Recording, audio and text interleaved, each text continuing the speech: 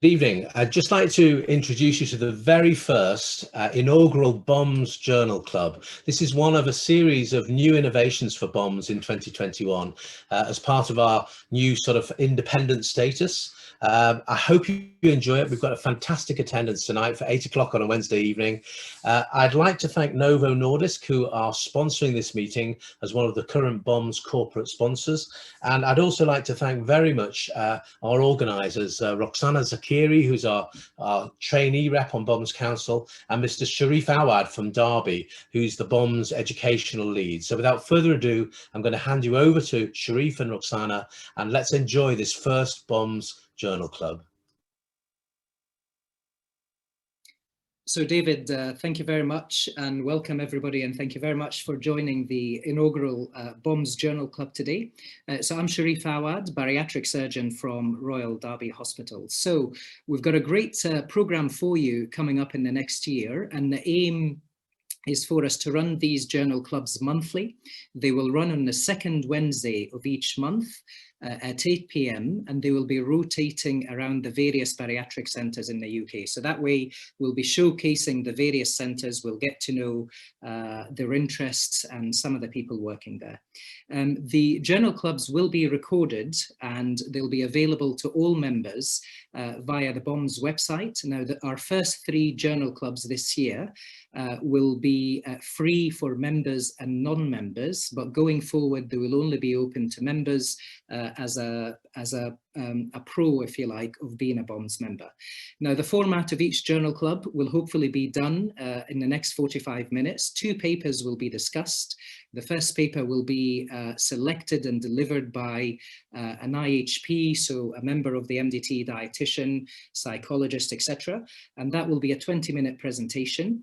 The second paper will be a surgical or medical paper delivered by one of the surgical or medical team, for example, a bariatric fellow. But of importance is that all papers will be of interest to the MDT. Now, just in terms of rules, all the attendees have been muted. The presenters of each paper will have 14 minutes to present their paper and then 6 minutes for questions at the end. Please post your questions via the Q&A function at the bottom of your screen. Please don't post your questions via the chat function. That's important. Now, tonight's session is very kindly sponsored by Novo Nordisk. They've provided sponsorship to BOMS corporately to fund educational activities such as what we're putting on tonight, and we're very grateful to them, but they had no influence on the content, agenda, or the running of this meeting, and we've had full control on BOMS Council. So on behalf of BOMS Council, delighted to have you all here. Thank you very much for giving up your Wednesday evening, and without further ado, I'll invite Guy Holt from EMBMI Derby. He's a superstar nutritionist in our unit, and he's going to take us through his IHP paper. So thank you, Guy. Thank you, Sharif, and thank you for the kind words. I'm just going to start to share my presentation. Bear with me. Okay, so yes, thank you, Sharif.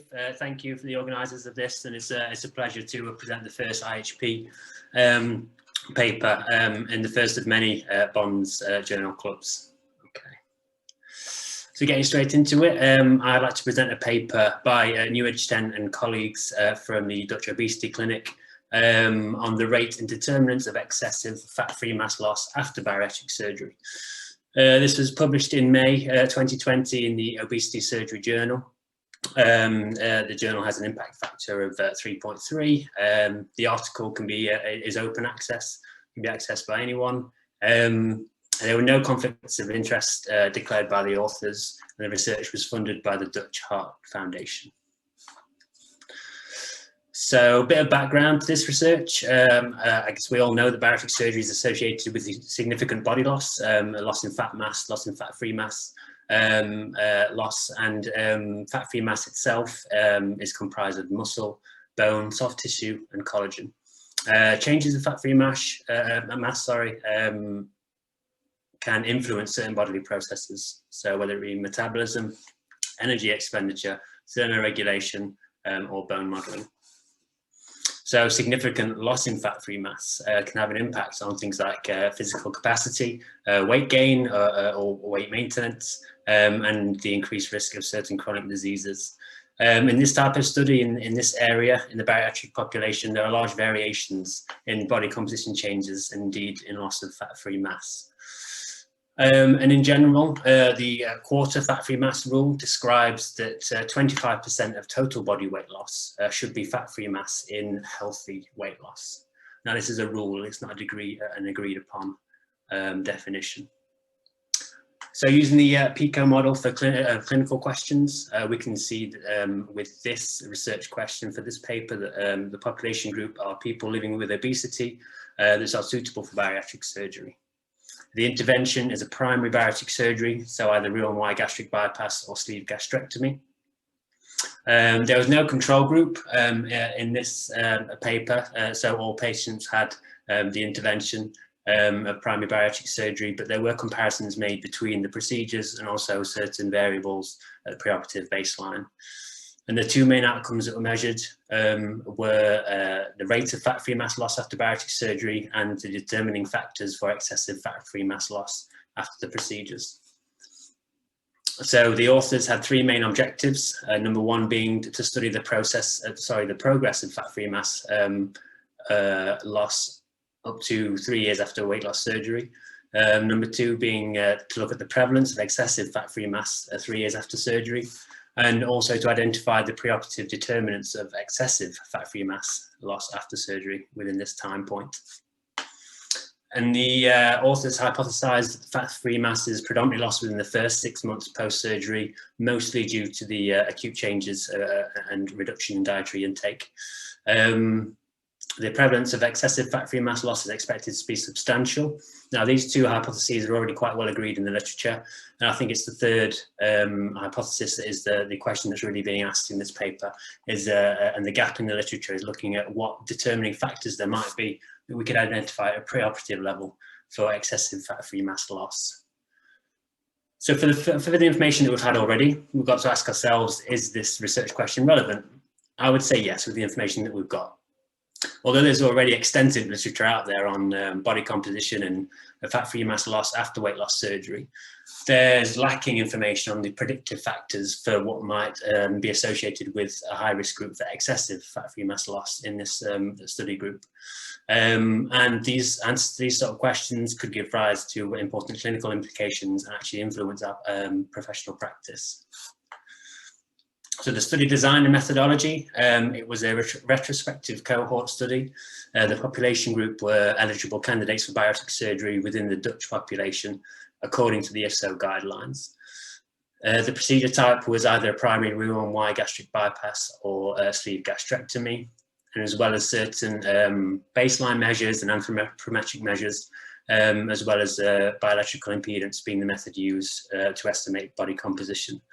Data was collected preoperatively and then at subsequent time points up to 3 years after surgery. This was the equation used to describe fat-free mass loss out of total weight loss after surgery, and using the quarter 25% fat-free mass loss rule, the authors used these three main cutoffs to define excessive fat-free mass loss. So when we look at the methodology in a bit more detail, we know that retrospective study has its limits. It can only analyse the data that's available at that time that data was collected. It doesn't particularly allow for any new data to be added. This is quite important with this study because no data on dietary intake or physical activity after surgery was collected. And we know that these two determinants have major significant influences on body composition after weight loss surgery. The accuracy of bioelectrical impedance has been questioned, especially in people living with obesity, mostly just due to the changes in tissue hydration and also body fluid distribution. And it's generally agreed that a DEXA scan is considered a more accurate measurement of body composition. There's also no clear definition on what actually is excessive loss of fat-free mass after surgery, and that the quarter rule that I described earlier in the background is not based on the population after weight loss surgery. There's also no functional parameters measured within the study, so no idea about the clinical significance or the implications of the results. Things like hand grip strength and functional parameters can be quite useful when looking at excessive fat-free mass loss. So when we look at the results, there was quite a large cohort in this study, just over 3,500 participants all in all over a 15-month period. Mean BMI just over 44, and the mean age at 43.5 years. Fairly typical in terms of the representation of the sexes. It's quite common for the male gender to be underrepresented in this type of study, and especially in studies of weight loss intervention. And perhaps something to note is the distribution of surgery types, and a lot more significant part of the participant group had Roux-en-Y gastric bypass versus sleeve gastrectomy at 16%. When looking at the anthropometric measures at the each follow-up time point, the first thing that stuck out to me really was the high level of attrition in this study. Fairly well maintained up until 12 months, and then you can see a drop. 65% of the initial participants were retained at 18 months, and then this halved further to just a third left at the 36-month stage, which is important because quite a few of the conclusions are made on this group of participants at the 36-month stage. The most favourable body composition results were 18 months, i.e. lowest BMI, highest excess weight loss. And you can see in that blue column there, the average excess weight loss in this study at 18 months was just over 79%. Looking at fat mass alone, you can see that just over 52% of the preoperative fat mass was lost at 18 months, hitting its lowest point, and that there was a significant regain of fat mass at 18 to 36 months. And again, this has been replicated in the literature previously. When looking at fat-free mass, 14.5% of the preoperative mass was lost in the first 18 months. However, unlike the gain in fat mass after 18 months, fat-free mass actually remained stable from 18 to 36 months. And when we look at this more closely in terms of the categories for the prevalence of excessive fat-free mass loss after surgery, you can see a similar trend with all groups and quite high prevalence according to this graph here. And perhaps what was unexpected is that you see an initial drop in the prevalence at 12 months where it hits its roughly lowest point, and then the prevalence increases again almost to its to the 3-month point at 36 months. This graph is slightly misleading because we know that after 18 months fat-free mass actually maintained and there was no further loss at that time, whereas if we superimpose the previous slide with the change in fat mass, this skews the results and actually sends the prevalence higher, whereas there's no actual change to fat-free mass loss past 18 months. So when we look at total weight loss as a whole at each of the follow-up time points, you can see it's fairly consistent in terms of the divisions of fat-free mass and fat mass in the total weight loss over time. And going back to the quarter rule, the 25%, you can actually see that on average, none of the fat-free mass loss average results peaked above 25%, suggesting healthy weight loss according to that rule. When we look at the multivariate analysis, you can see the variables in the green, highlighted in green, that were more predictive or more associated with higher levels of fat-free mass loss at 12 and 24 months after surgery, and generally higher age or increasing age. If you were male, had a sleeve gastrectomy, had a higher preoperative BMI, and had the presence of a preoperative dyslipidemia, were associated factors with higher levels of fat-free mass loss. However, you can see the R-squared and the total prediction and variability of fat-free mass loss of this model was only between 3.4 and 5% for a predictive model, suggesting large variability. So with the results, there is, it's just to summarize and critique, there was high attrition rate, so 65% of the initial participants left at the 18-month stage and this reduced to 33% at the 36-month stage. The authors are quoted that there's large inter-individual variability of fat-free mass loss after surgery, which again is replicated in the literature. But with this study here having quite a large variability with a 95% confidence interval from -1 to just under 30% at 18 months post-operative.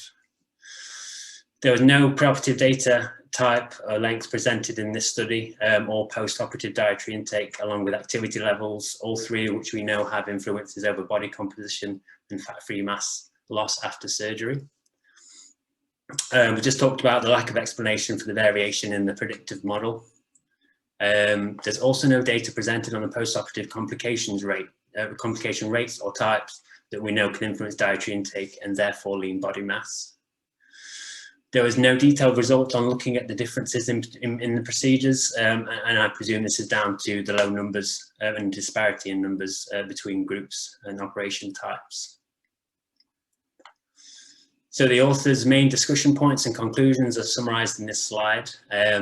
Patients lost a substantial amount of fat-free mass with the highest rate between 3 and 6 months after surgery. The prevalence of fat-free mass loss, excessive fat-free mass loss, ranged between 14 to 46% at 36 months after surgery, and that 14% of these exceeded the highest cutoff point of excessive fat-free mass loss at the 36 months time point. These variables, so older age, being male, having sleeve gastrectomy and higher preoperative BMI, were related to greater levels of fat-free mass loss. Now, the authors discussed that this is expected with older age, with the age-related decline in lean body mass, and also that being male and having a higher preoperative BMI is already associated with higher levels of weight loss and fat-free mass loss. What was unexpected was that the sleeve gastrectomy group had higher levels of excessive fat-free mass loss, and the authors conclude that this was confounding by indication, meaning that there's a small participant group of the sleeve gastrectomy group who on average had a higher BMI, were older in age, and had a higher preoperative BMI, so not a true predictive point. We talked about the prediction model and the lack of explanation for the variation, suggesting there are much more important and influential factors available when it comes to predicting changes in body composition, such as dietary intake and physical activity. And the authors discussed the emphasis on post-operative care needs to focus on limiting the loss of fat-free mass and describing its consequence to the patient, alongside us needing to, as professionals, needing to identify what patients are at higher risk of experiencing excessive fat-free mass loss after surgery. So when we look at this into a bit more detail, yes, we know that weight loss and changes to body composition are significant after bariatric surgery, especially within the first few months. And this was replicated in this study and has been replicated in many different studies. We need an awareness of higher risk groups for excessive fat-free mass loss after surgery, and if we can identify this preoperatively, that would be beneficial. We don't know the functional impact of these results, so the high levels of fat-free mass loss, according to the definition that the authors use, we don't necessarily know how their physical ability or functional parameters changed through the lack of collecting data on these parameters. The reported prevalence of excessive fat-free mass loss as high as 46% at 36 months, I think, is misleading due to the attrition rate and there only being a third of the participants left at this stage. And also the fat mass regain at that stage skews the results, where the fat-free mass actually remains stable at that time between 18 and 36 months. There's no clear or current definition on what is excessive fat-free mass loss after weight loss surgery. And despite the high levels of reported excessive fat-free mass loss in this study, the overall cohort suggests that there are actually healthy levels of fat-free mass loss after surgery according to the quarter rule. And that, of course, from a dietetic perspective, the dietary factors and physical activity are known determinants of body composition and should be included in studies of this kind. Okay, my last slide. Probably the most important bit. So the implications for practice. So we need to think about these is regardless of the results, the question is still relevant. How do we assess body changes in these kind of patients, and what do we need to do better as professionals to support them? This includes being aware of higher risk population groups and people that may be going into older age and that have other risk factors for losing lean body mass after surgery. We should encourage patients to vary their physical activities, not just promote for weight loss, but also promote for muscle building and muscle preserving exercises, especially during the early phase after surgery.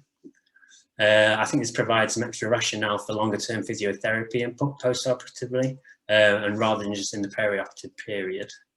And from a dietetic perspective, of course, we need to talk about the patient and increase their awareness of why it's important to have an adequate intake of protein after surgery, the reasons why, the consequences, and also the amount, variety, and quality. These are my references, and thank you for listening.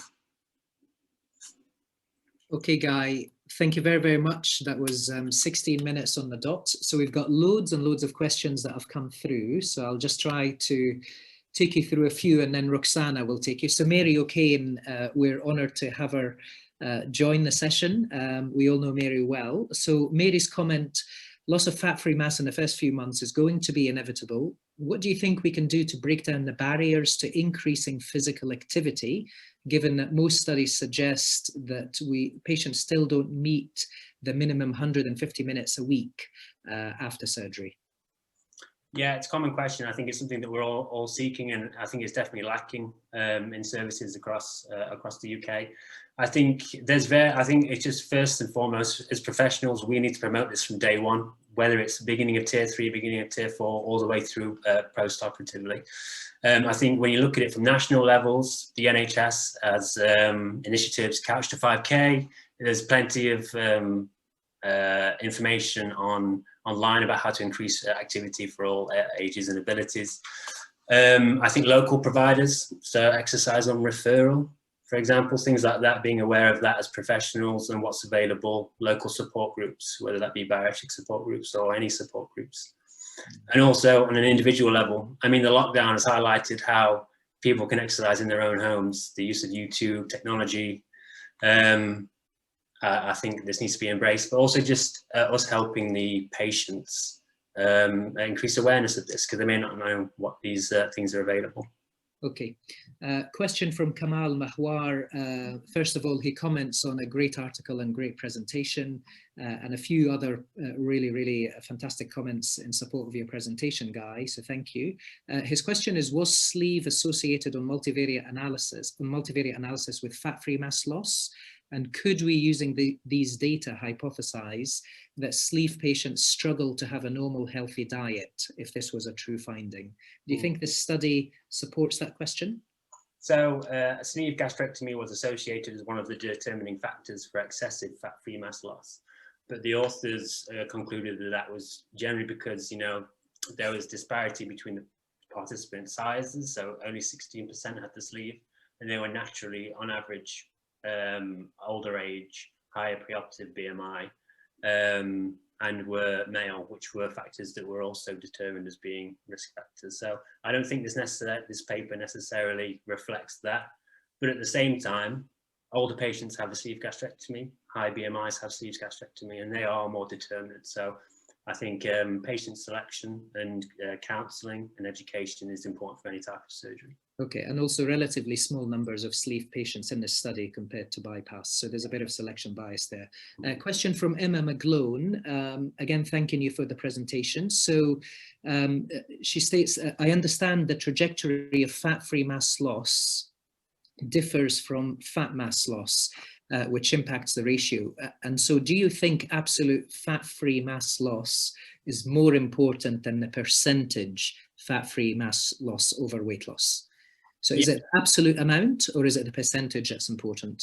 So I think the percentage of total body is important, because what the study showed, if you just look at percentage fat-free mass loss as a percentage of total weight loss, that if changes of fat mass happen, like this weight regain of fat mass after surgery happens, that sort of pollutes the figures for excessive loss afterwards, and it can actually make it seem like it's more excessive perhaps than it actually is. And that's what that graph showed, where the prevalence actually increased again from 18 to 36 months. Any role you think for prehab, similar to what cancer patients get? So, you know, there's lots of units who are investing a lot of resource into getting cancer patients ready for the surgery, but apart from the dietary and psychology support, we don't do similar for who are our patients who are a high risk in terms of comorbidities. So do you think there's a role for that? Absolutely. Yeah, absolutely. And I think we can highlight any patients that are in the higher risk category and focus on those and make it maybe a bit more individualized, whether it be protein intake or activities involving more of the MDT and expanding the MDT, then absolutely I'm all for that. Okay, so there's still a few questions that I do apologize we won't have a chance to cover because we need to move on to our next speaker. So thank you very, very much, Guy, for an excellent critique of the paper. And actually you spotted the flaw in terms of the way the data was presented about fat-free mass percentage and the fact that it actually stays static, but the fat mass increases, so it appears that the fat-free mass is less of a percentage. And there was no comment from the authors in that paper. So maybe a letter to the editor will come out of this journal club tonight. So thanks once again. And if you can just mute, and I'd like to invite our next speaker, Kushan Nanyakara. He's clinical fellow at EMBMI Derby, and he will be discussing and presenting the very, very important Geneva study, which was published in the Lancet in November. So we're all desperate to see and read the findings of this study. We're honoured to have Kamal, who is a co-author on that study. So he's listening into the general session. So Kamal, we're going to critique your paper. Please don't take anything personally. Okay, Kushan, if you'd like to share your screen.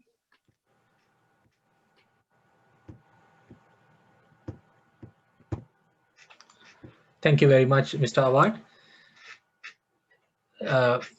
Good evening to all of you. First of all, I would like to thank POMS and the organizing committee for the opportunity given for me to participate and present at the inaugural journal club. My name is Kushan. I'm a clinical fellow at upper GI surgery at Royal Derby Hospital. Today, I'm going to discuss the paper published on diabetes and endocrinology in Lancet, November 2020. And this paper describes the outcomes after bariatric surgery during COVID-19 pandemic. As a way to the introduction, as a way to the background, as we all know, the bariatric and the metabolic surgery in short-term BMS is the most effective intervention for sustained weight loss. However, with the COVID-19 pandemic, like many other surgeries, the bariatric surgeries has also been postponed or cancelled, assuming the high perioperative morbidity and mortality. However, there is a paucity of data regarding the safety of BMS during COVID-19. The study was intended to fill the gaps in knowledge on safety of bariatric and metabolic surgery during COVID pandemic. In terms of research question using PICO, the study population was all the adult candidates who were awaiting the bariatric and metabolic surgery. Those were elective and non-revisional. And there was no comparison cohort. However, authors did the subgroup analysis finding the effects of confounding factors. 30-day mortality and the morbidity, predictors of morbidity, as well as the effectiveness and safety of the COVID-19 protocols were considered as outcomes. Critique on relevance and the need of the study. This was a very valid and important study because the COVID-19 remains a pertinent issue to both bariatric community as well as for the patients. The findings of such a study would be definitely make significant implications on clinical practice. If you're looking at the authors of the study, all of them are well respected among the bariatric community, as well as they haven't declared any conflicts of interest. This journal has been published on a highly reputed journal with an impact factor of 25.3. Coming back to the methods, this study was done as a global multi-center observational study over 10 weeks period from 1st of May to 10th of July, and the study completed by 15th of August 2020. All the adult patients undergoing primary elective BMS were recruited to the study. 30-day mortality and morbidity was the primary outcome. Predictors of morbidity, COVID-19 specific safety protocols were secondary outcomes. Data collection has been done using 77-item questionnaire, and the collection has been done using RedCap electronic data capture tool, which is a web-based secure portal which has been sponsored by the University of Birmingham. The captured data were demographics, the clinical information, details of the surgery, COVID testing and protocols and outcomes, and the morbidity and mortality data. Data on surgeons as well as the bariatric centers has also been collected, however not published in this paper. All the post-op complications has been classified using validated Clavian-Dindo system. It has 5-tier system in terms of severity. The appropriate statistics test has been used throughout the paper. Depending on the type of data as well as their normality, the accurate statistical test has been selected. Critique on the methodology. Looking at the study design, I would say it is robust as well as it is appropriate. And this was done as a prospective cohort study. So as you all know, in this type of a study, especially in this scale, there will be an inherent selection bias. In the discussion, authors have acknowledged the various elements of selection bias, which might have implicated in the study findings. Firstly, they couldn't rule out the inclusion of low-risk patients, and they expected to have a global representation. However, despite of the immense effort they have taken, they only managed to include 133 centers over 38 countries, which obviously might have missed some of the high volume centers in the world. Similarly, if you look at the data more closely, you may see in these 127 centers who completed data, only 218 surgeons participated for the study, which means even in these centers, some surgeons might have not contributed to the study. Despite of the reminders, continuous regular reminders from the authors of the study, the collaborators might have not included all consecutive patients to the study. So altogether, there might have been some missing data. However, I want to acknowledge, by looking at the paper, the authors have taken their best effort to minimize the selection bias. They used social media platforms, they used personal emails, and they have used national and international forums to increase the awareness of the study and to get the maximum participation for the study. And they have sending continuous emails and reminders, and they have reviewed the data time to time to make sure that data has been reported accurately. Additionally, there would have been a definite reporting bias I can see in the study, because all these data has been reported by individual surgeons and they have not been independently validated. Looking at the results, 2,100 patients included for the study at the beginning in 38 countries. 30-day data completion was done in over 95% of the patients by 218 operating surgeons in 35 countries. One of the characteristic feature of this study is the authors managed to recruit patients from countries who were at a different stage of COVID infection, COVID pandemic. 44% of the patients were from the countries where they have already passed the COVID peak. Another 40% of the patients from the countries where during the COVID peak, and another 15 patients before their COVID peak. So this gives the global some sort of a representation with related to the stage of the disease. Looking at this table, which representing the complications according to the Clavian-Dindo, as well as the specific complication related to the bariatric and the COVID infection, you can see characteristically the overall complication rate is significantly low. It is 6.8%. And out of that, majority of them were clavien window 1 or 2, which considered to be mild. And only one death has been reported, and that was following a sleeve gastrectomy leak in postoperative day 18. And that patient also found to be COVID negative. Characteristically, only 10 patients has been reported as symptomatic COVID out of this over 2,000 patients. The overall rate of COVID infection contraction rate was 0.5%. Looking at the pulmonary specific complication, you can see only 5 patients had COVID, had postoperative pneumonia. So it is overall 0.2%. This table demonstrates the effects of confounding factors for the complication. So they have compared the complication group versus the non-complicated group with related to the possible confounding factors. Age, the presence of comorbidities, the the current smoking status, and the surgeon's experience has been identified with a statistical significance.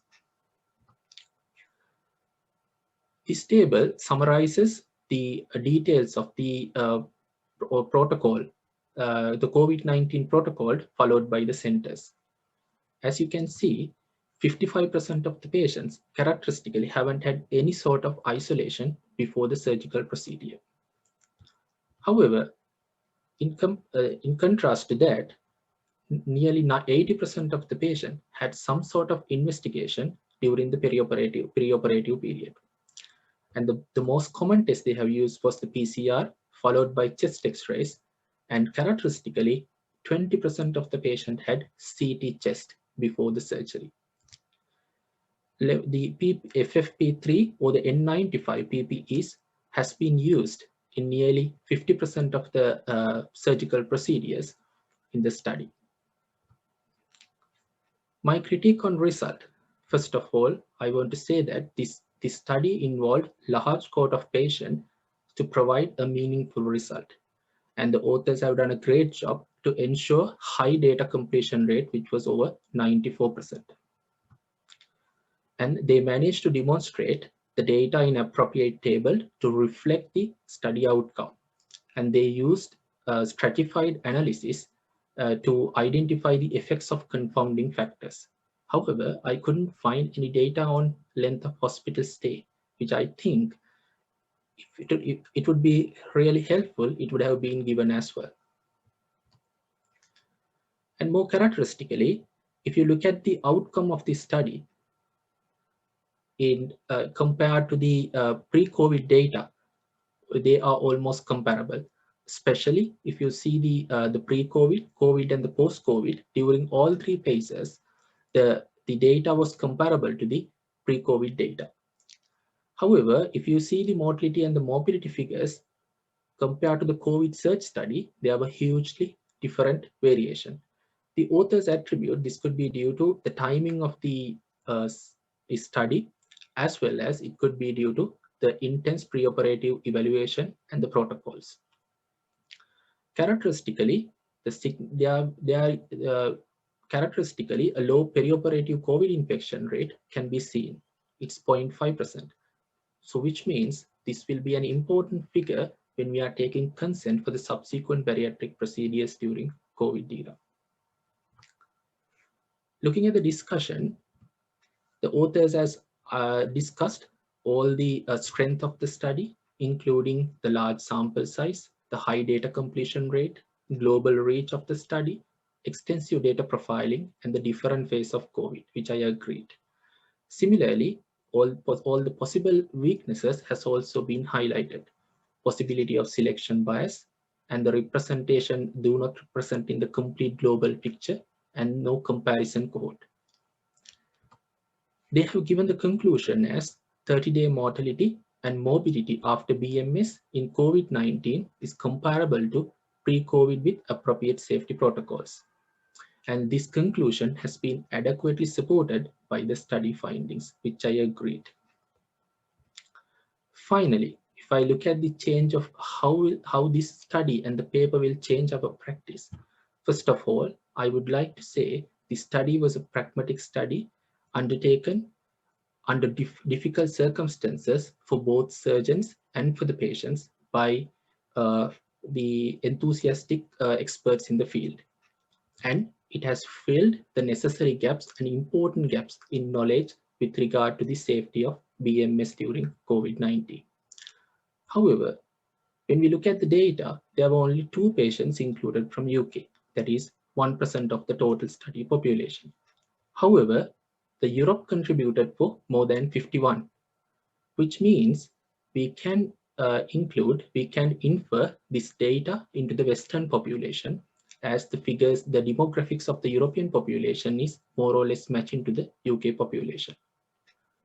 However, from my point of view, I would like to see further investigation, further studies, including patients from UK with local protocols to provide more robust conclusions. And I understand the Geneva study group has concluded their phase 2 protocol, which included more than 7,000 patients, which will hopefully provide more robust and more details of the safety of COVID-19 protocols and the outcomes. Thank you. And I'm happy to take the questions. Okay, Kushan, so thank you very much for another very elegant presentation of this really, really important study. There's a question here from one of the audience members, and I'd encourage anyone listening to post their questions in the next couple of minutes or so. So thank you for presenting this interesting paper. Could you comment on the author's statement comparing the median of other studies and the mean of their study, given that these are very different statistics? So just stop sharing your screen, Kushan, just so we can see you. Sorry. And then have a go at answering that question for us.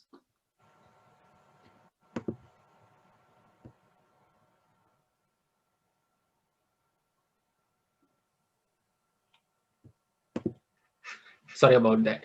So yes, for the question, they have evaluated the study outcomes comparing the internationally published journals.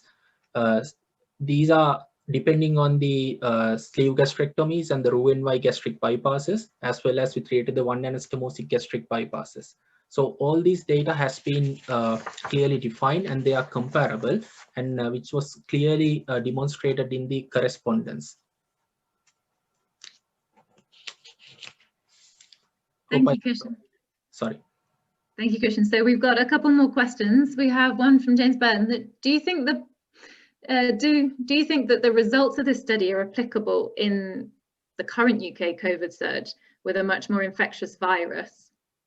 And secondly, that given the more infectious nature of the current UK virus, do we think that we should be recommending a mandatory pre-op vaccination on all patients before they're having bariatric surgery? So looking at the current data, it's very difficult to predict about the outcome with relate to the current strain, because this has been done about nearly 6 months back, and the situation was different that time. And this study only included a few UK patients. Others, majority came from the Europe and the South America and the Asia. So it's difficult to comment, but I think the stage 2 data will provide more robust evidence related to the UK figures and the UK outcome, and that may be helpful to decide upon the preoperative vaccination and further protocols that need to be implemented. Okay, thank you. There was also a question asking about what the recommendations within the paper about prioritizing patients based on their diabetes duration. There was a question about whether they were unsure, whether is the paper suggesting that people with diabetes of more than 5 years should be prioritized or less than 5 years? So this paper didn't look at specifically on the specific comorbidities and the way to prioritize. The study aim was to look at the safety of the overall safety of the BMS during the COVID studies. So they identified the confounding, the comorbidity as a confounding factor, and they have shown that it having implication for the study outcome, but they haven't specifically mentioned anything about the diabetes and the prioritization of it. Okay, thank you. We have one more question here saying a small number of patients seem to be COVID positive before surgery. Is this correct? And if so, were there any peri or post-operative problems specifically in these patients? So looking at the 10 patients who became COVID positive, they have identified 8 of these patients had some sort of preoperative investigation, which has become negative. But 2 of the patients haven't had any sort of preoperative investigation. So it is difficult to say whether these patients had COVID before the surgery or not. But however, out of the 10 patients, by the time we can assume that by the time they go for the surgery, there were no any COVID symptoms. Thank you. Okay. And once again, thanking you very much, Kushan, for an excellent critique and presentation of what's probably one of the most awaited papers in terms of data. We were desperate for some sort of data to guide our practice and to help us in the consent process, and more importantly, to reassure some of the hospital managers that have forced bariatric surgery to go on hold. And just to iterate one of the points that was made in the chat, that, you know, BOMS have been sending weekly outcome emails since June in terms of the outcomes of patients having bariatric surgery entered into NBSR. And so far, we're up to about 2,000 patients, and very similar to the results of Geneva. In terms of the UK data itself from the NBSR, there's only been one post-operative death, which is non-COVID related. And certainly the BOMS suggested protocol of 2 weeks of shielding before, negative COVID swab, 2 weeks of shielding of after, appears to lead to safe delivery of bariatric surgery. So time marches on, and we're at 8:45, which I promised would be the end of the session. I just want to thank you all very, very much for attending. We had 107 attendees at this first journal club, which I think is fantastic. Thank you to the presenters. Thank you to Roxana for helping in the organization, Gail and Fran from EBS, who've been absolutely fantastic support, BOMS Council and colleagues for supporting the meeting and giving lots of ideas. And I just want to introduce you to the next journal club, which will be the second Wednesday of February. So it's Wednesday, the 10th of February, 8 p.m. and the fantastic team from Whittington will be leading that journal club, presenting 2 relevant papers to the MDT. So I'd urge you all to join us again. It will be free, but you will need to register. And again, BOMS communications will go out about that meeting. So from me and from BOMS Council and the organizers, thank you very, very much for attending tonight.